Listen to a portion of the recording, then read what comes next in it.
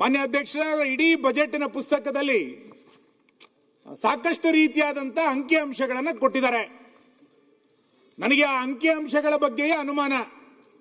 ನಾನು ಇಡೀ ಬಜೆಟ್ನಲ್ಲಿ ಅವರ ಅಂಕಿಅಂಶಗಳ ಬಗ್ಗೆ ಬಹಳಷ್ಟು ರೀತಿಯಾದಂತಹ ಅನುಮಾನಗಳಿದೆ ಅನ್ನೋದನ್ನ ನಾನು ಮತ್ತೆ ಮತ್ತೆ ಇಲ್ಲಿ ಪುನರುಚ್ಚರಿಸುತ್ತೇನೆ. ಮಾನ್ಯ ಮುಖ್ಯಮಂತ್ರಿಗಳು ಉತ್ತರ ಕೊಡುವಂತ ಸಂದರ್ಭದಲ್ಲಿ ಅದಕ್ಕೆ ಪೂರಕವಾಗಿ ಸ್ಪಂದಿಸ್ತಾರೆ ಎನ್ನುವಂತ ವಿಶ್ವಾಸ ನನಗಿದೆ. ಯಾಕೆ ಈ ಅನುಮಾನಗಳು ಬಂದಿದೆ ಅಂತ ಕೇಳಿದ್ರೆ, ಅವರು ಬಜೆಟ್ನಲ್ಲಿ ಒಟ್ಟು ಹೊಣೆಗಾರಿಕೆಯನ್ನ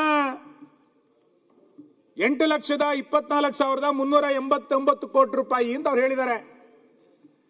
ಆದರೆ ಮೊನ್ನೆ ಪ್ರಜಾವಾಣಿ ಪತ್ರಿಕೆ ಒಂದು ಲೇಖನದಲ್ಲಿ 8,14,000 ಕೋಟಿ ಅಂತ ಅವ್ರು ಹೇಳಿದ್ರು.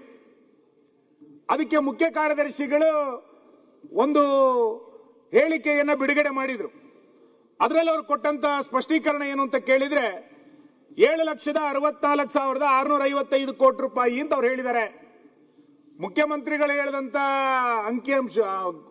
ಅಂಕಿಅಂಶಕ್ಕೂ ಮುಖ್ಯ ಕಾರ್ಯದರ್ಶಿಗಳು ಹೇಳಿರುವಂತ ಅಂಕಿಅಂಶಕ್ಕೂ ಪತ್ರಿಕೆ ಬಿಡುಗಡೆ ಮಾಡಿರುವಂತ ಅಂಕಿಅಂಶಕ್ಕೂ ಬಹಳ ದೊಡ್ಡ ಪ್ರಮಾಣದ ಅಜಗಜಾಂತರವಾದಂತ ವ್ಯತ್ಯಾಸಗಳಿದೆ.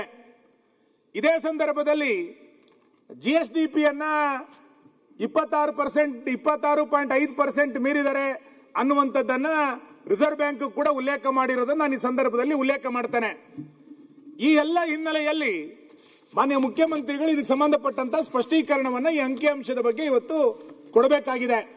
ಯಾಕೆಂತಂದ್ರೆ ಬಜೆಟ್ ಅನ್ನ ಮಂಡನೆ ಮಾಡಬೇಕಾದ್ರೆ ನಾನು ಆಗಿದ್ದೀನಿ ಈಗಿದ್ದೀನಿ ಅಂತ ಹೇಳೋದು ದೊಡ್ಡದಲ್ಲ. ಒಂದು ಪತ್ರಿಕೆಯಲ್ಲಿ ಬಂದಂತ ಲೇಖನದ ಬಗ್ಗೆ ಮುಖ್ಯ ಕಾರ್ಯದರ್ಶಿಗಳು ಬರೆದಂತ ಹೇಳಿಕೆ, ನಂತರ ರಿಸರ್ವ್ ಬ್ಯಾಂಕ್ ಕೊಟ್ಟಂತ ಉಲ್ಲೇಖ, ಇವೆಲ್ಲವೂ ಕೂಡ ಒಂದಕ್ಕೊಂದು ಸಂಬಂಧ ಇಲ್ಲದಂತ ರೀತಿಯಲ್ಲಿ ಇವತ್ತು ಆಗಿರುವಂತದ್ದನ್ನು ನಾವು ಗಮನಿಸ್ತಾ ಇದ್ದೇವೆ. ಹಾಗಾಗಿ ಅಂಕಿಅಂಶಗಳ ಬಗ್ಗೆ ದೊಡ್ಡ ಪ್ರಮಾಣದ ಗೊಂದಲಗಳಿದೆ.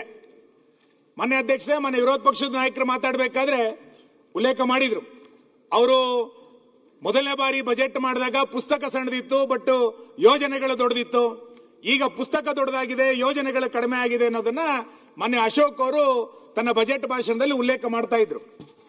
ನನಗಿರಲ್ಲಿ ಮಾನ್ಯ ಮುಖ್ಯಮಂತ್ರಿಗಳು ಉತ್ತರ ಕೊಡುವಂತ ಸಂದರ್ಭದಲ್ಲಿ ಸ್ಪಷ್ಟನೆ ಬೇಕಾಗಿರುವಂತದ್ದು, ಅವರು ಬಜೆಟ್ನಲ್ಲೇ ಹೇಳಿದ್ದಾರೆ, ನಾನು 74,000 ಕೋಟಿ ರೂಪಾಯಿಯನ್ನ ಬಂಡವಾಳ ವೆಚ್ಚಕ್ಕೆ ಖರ್ಚು ಮಾಡ್ತೇನೆ, ಕ್ಯಾಪಿಟಲ್ ಎಕ್ಸ್ಪೆಂಡಿಚರ್ ಅಂತ ಅವ್ರು ಹೇಳಿದ್ದಾರೆ.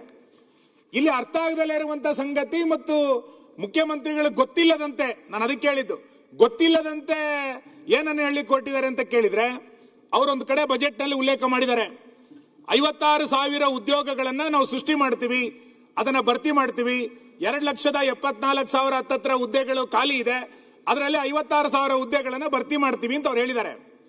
56,000 ಹುದ್ದೆಗಳನ್ನ ನೀವು ಭರ್ತಿ ಮಾಡ್ತೀವಿ ಅಂತಂದಾಗ ಅದಕ್ಕೆ ಅನುದಾನವನ್ನ ಬಜೆಟ್ ನಲ್ಲಿ ಎಲ್ಲಿ ಇಟ್ಕೊಂಡಿದ್ದೀರಿ? ಇಡೀ ಬಜೆಟ್ ನಲ್ಲಿ ಅದ್ರ ಬಗ್ಗೆ ಎಲ್ಲೂ ಕೂಡ ಉಲ್ಲೇಖ ಮಾಡಿಲ್ಲ. ಉತ್ತರ ಕರ್ನಾಟಕದಲ್ಲಿ ಯುವಕರು ದೊಡ್ಡ ಪ್ರಮಾಣದಲ್ಲಿ ಪ್ರತಿಭಟನೆಯನ್ನ, ಎಲ್ಲ ಜನಪ್ರತಿನಿಧಿಗಳಿಗೆ ದೊಡ್ಡ ಪ್ರಮಾಣದ ಗೆರಾವುಗಳನ್ನು ಹಾಕ್ತಾ ಇದ್ದಾಗ ಆ ಹೋರಾಟದ ದಿಕ್ಕನ್ನು ತಪ್ಪಿಸಬೇಕು ಅನ್ನೋ ಕಾರಣಕ್ಕೆ ನಾವು 56,000 ಹುದ್ದೆಗಳನ್ನ ಭರ್ತಿ ಮಾಡ್ತೀವಿ ಅಂತ ನೀವು ಹೇಳಿದಿರಿ. ಭರ್ತಿ ಮಾಡ್ತೀವಿ ಅಂತ ಹೇಳಿರೋದು ನಾನು ಸ್ವಾಗತಿಸ್ತೇನೆ. ಆದ್ರೆ ಭರ್ತಿ ಮಾಡ್ತೀವಿ ಅಂತ ಹೇಳಿದ ನಂತರ ಅದಕ್ಕೆ ಎಲ್ಲಿ ಅನುದಾನವನ್ನ ಇದಕ್ಕೆ ಜೋಡಿಸ್ಕೊಂಡಿದ್ದೀರಿ ನೀವು?